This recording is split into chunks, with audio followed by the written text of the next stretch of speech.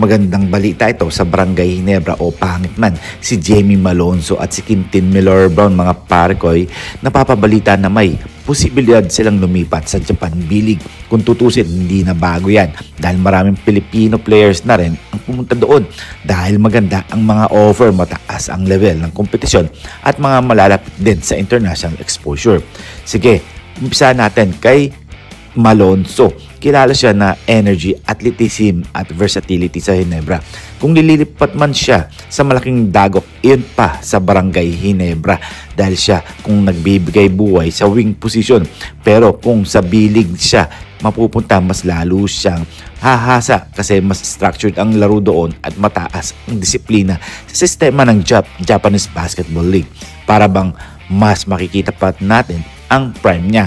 Sa kabilang banda, si Quintin Miller Brown naman bago pa lang sa national team scene pero promising big man na may depensa at rebound. Kung makakalaro siya sa Japan B-League, ang mabibigyan siya ng malaking time at exposure na mahirap makuha sa PBA. Agad-agad siya na superstar name sa Pinas tulad ni Sky Soto at Edu, pero tahimik na gumagawa ng role parang hidden gem. Sige mga parekoy, kung pareho silang lumipat, may dalawang epekto. Sa gilas, mas maganda dahil sa mas competitive sa pagbalik, dala nila yung experience sa international club level. Sa PBA, mas masasaktan kasi nababawasan ng star power at future big men ang liga. Sa madaling salita, kung lilipat sila na hindi lang ito simpleng career move, para rin itong pagbabago ng ihip ng hangin sa Philippine Basketball League. Well, marami na nanghihinayang dito kay Quintin Miller Brown, pati na rin dito kay Jamie Malonzo dahil dalawang player na mawawala sa PBA at sa Pilipinas na liga dahil nakakapanghinayang dahil ang lalaki ng maitutulong neto kung di sila mawawala sa PBA.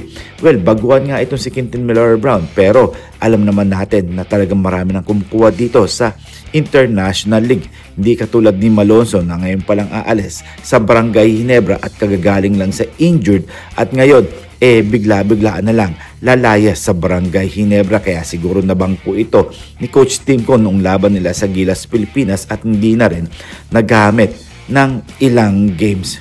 Nakakapanghinayang lang dahil maraming mga PBA players na talagang dekalidad na ayaw na maglaro sa PBA dahil nga sa dekalidad na ipinapakita nito dahil hugot dito, hugot doon. Well, wala na tayong magagawa dyan dahil maraming ang farm team sa PBA. Siguro hanggang dito na lang tayo at magkomento lang kayo. Huwag natin kakalimutan mag-subscribe, mag-comment, like, and share. Then please click the bell para ma-receive ninyo lahat ang aking notifications.